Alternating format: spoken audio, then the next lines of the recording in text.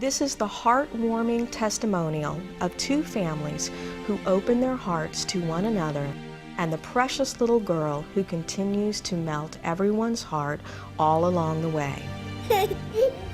It's a reminder that even in life's deepest, darkest seasons of sorrow, God can create something absolutely beautiful from it.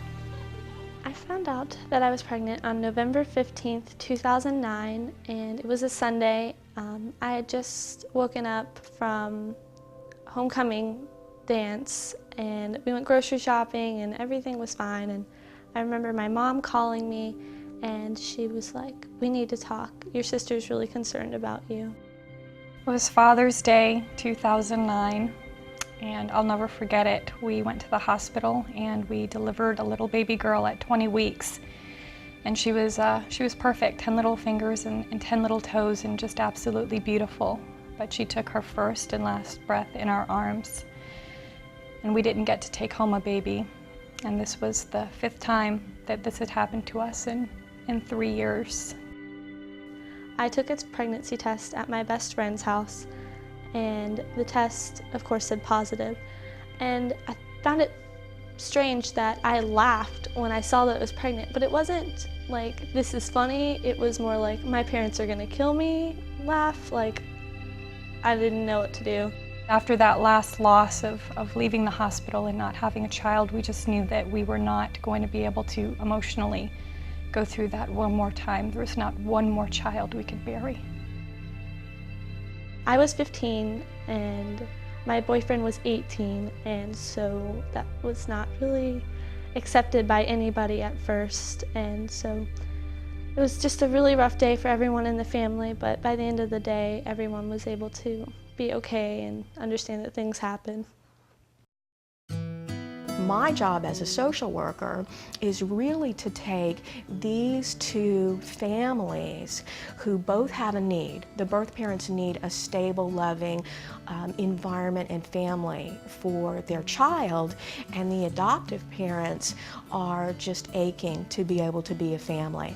And helping those two folks come together and create that family and provide for that child. What you're doing is you're providing adoption education, but you're also helping them establish boundaries and rapport and trust. Our source of strength to carry us through the time period was God first, each other. We leaned on each other a lot for support. We relied on a lot of our friends. We built a lot of friendships through the church that helped us.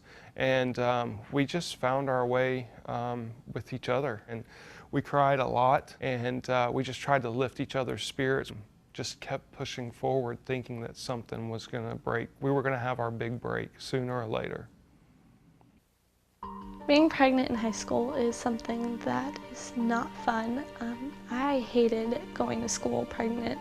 I loved school my whole life, and I still love school. But the people judge you so quickly without knowing.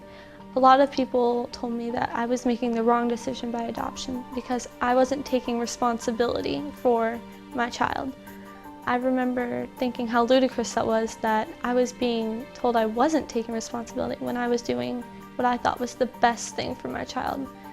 People said things that were just unimaginable, and they made opinions without knowing any of the facts. They said things about not knowing who the father was when I knew that it was the guy that I had been with for 2 years, the only boyfriend I had ever even kissed.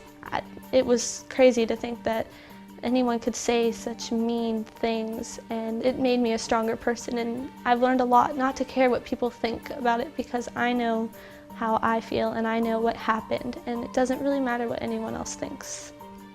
When a birth parent, especially the birth mother, is pregnant, she experiences the same stages of grief as she does after she makes the adoption plan and that baby goes home with the adoptive parents.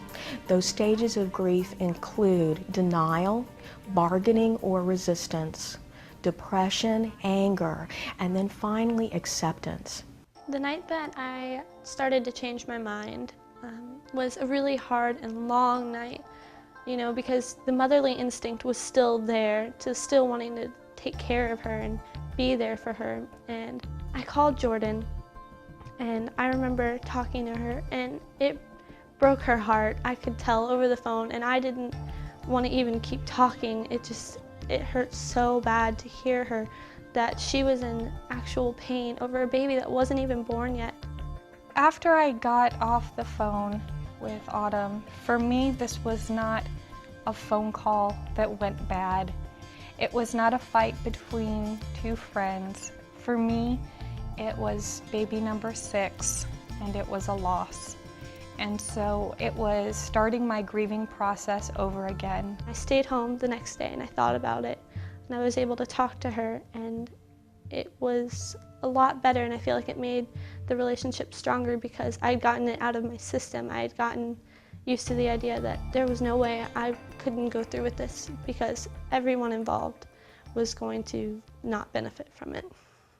When she called back, I was just on my knees praying to God, please give me the strength that I need to not only go through each day, but please, please, Lord, give Autumn the comfort that she needs to make the right decision for her, whatever that decision was. And so I wanted to make sure I wasn't doing anything to pressure her into it.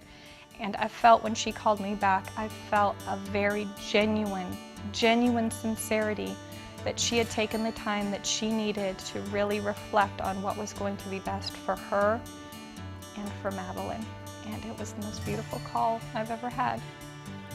When Autumn did actually express her wavering and mind changing to her adoptive parents, this was a normal part of processing her grief. It gave her an opportunity to almost have a time out, if you will, to think about how she was feeling. And then she came back and she actually decided she wanted a little more contact. And in some ways that's a bargaining. So she had her denial, she had her moments of doubt, and she had her bargaining. What was unique about this situation is that this family had already developed such a close relationship that Autumn felt secure enough to share her doubts with the adoptive parents. And after that, their relationship became stronger. Say hi!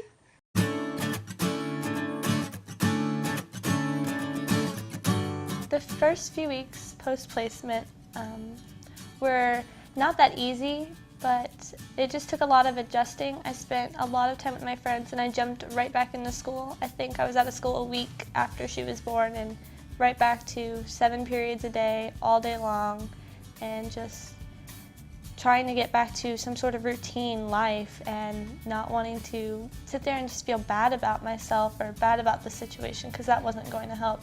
And the phone calls with Jordan and Cameron were a lot of help because they let me feel involved in what was happening at the doctor's appointments and different sounds she was making, and I could hear her in the background, and it was just really helpful from them. The first few weeks of having Madeline in our home was really like watching all of your dreams come true, and it was just falling in love is the best way I can describe it. It is just falling in love with this beautiful little baby girl and getting your feet wet into mommyhood. It was everything that I had hoped for so very long, but it was so much more. I just loved her so much and could not wait to spend the rest of our life doing the absolute best that we could to give her the life that Autumn entrusted in us to give her. Not only did I have this beautiful little girl that we had hoped and dreamed for so long, but I finally seen my wife in the role that she had so longed for so long, and the sense of I did it. We have what we were hoping and dreaming for, and she's finally with us. It was amazing. This family has decided to establish a family website. What they are able to do is upload videos of the day-to-day things that are going on in Maddie's life, and they also capture the visits with the birth parents and upload those as well. Every time Madeline did something cute, the first thing that I thought of, besides being excited to watch it with my husband, of course, is, gosh, I can't wait to show Autumn what Madeline's doing today. And that gave us a vehicle so that there wasn't ever a moment missed, because we only meet 3 times a year and sometimes for additional special occasions. But if you know toddlers, a lot happens in 3 months, and we want to make sure that Autumn doesn't miss any of those things. I was scared about missing first steps, and just after her first birthday, they uploaded a video of her first steps, and I remember crying, and I felt like I was a part of it and that I got to watch her and how excited she was and how mad she was when she fell. And I remember that, and I feel like I can be a part of it without having to be there and see what's happening in their lives, and they can see what's happening in mine. And that might even be important to Madeline later. This was one of the first families that I worked with that actually did this, and it's just an amazing way for families to keep in touch. Surprise doesn't even begin to describe the word, but we learned that we were pregnant again, and it was a very difficult time to go back into the doctor's offices and be confronted with the same team that you had seen time and time and time again tell you that nope, this baby isn't coming. But Keller Grayson Hathaway, he was ready to come into the world, and so by the grace of God and just in the way that only He can do, He gave Madeline a little brother. And like it or not. yeah, and so now we are the proud parents of not 1 baby, but 2. We want Madeline Brooke to know how loved she is, not only by the mommy and daddy who are raising her, but also by the biological mother and father, Autumn and Jay, who gave her life. We also want her to truly understand that her story is not attributed to chance, but rather God's incredible plan for all of us. Even in life's deepest, darkest seasons of sorrow, God can create something absolutely beautiful from it. We'd endure the heartache and pain infinitely over again if it meant winding up exactly where we're at today. Maddie mended our hearts before she was even born and fills it with joy every single day of our life. Baby Maddie came home 2 years ago, and since then, this family has truly grown, not only in their understanding of open adoption and all of its complexities, but I think that they have become a family. April 4th, 2010. Madeline, by the time you see this, you will know all about why you were adopted. But something I'm not too sure that your mom and dad know about is why Jay and I chose them to be your parents. When I found out I was pregnant, I thought very briefly about adoption, but I was soon discouraged because most people seem to care more about just getting any baby, not you specifically, and certainly not about me at all. I didn't think I could ever find anybody good enough for you. After about a week of knowing I was pregnant, I missed a day of school because I was becoming very stressed. I spent the whole day on Facebook, MySpace, and Twitter. I wonder if those will still be around when you are 16. I got some emails that day, and one of them was from your mom. I had been introduced to her by several people in emails. The whole rest of the day I spent talking with her. From the very beginning, I knew she cared not only about a baby, but my baby, and also me. After I met with your mom and dad for the first time, I knew it was meant to be. They met with me and Jay. Every time I met with them, I knew even more. They were what I wanted you to have. I wanted you to know the true reasons I made that choice. Your mom is one of the most amazing women I have ever met. Before you were even born, she loved you so much. She was a strong, motherly, caring, and just everything a mom should be. She loved you before she ever met you. She accepted me, Jay, you, and everything without any judgment. She is everything I wish I could have been for you, but even better. She loves you more than you'll ever know. I used to wonder, would she be able to love you as much as the way I do? But believe me, she does.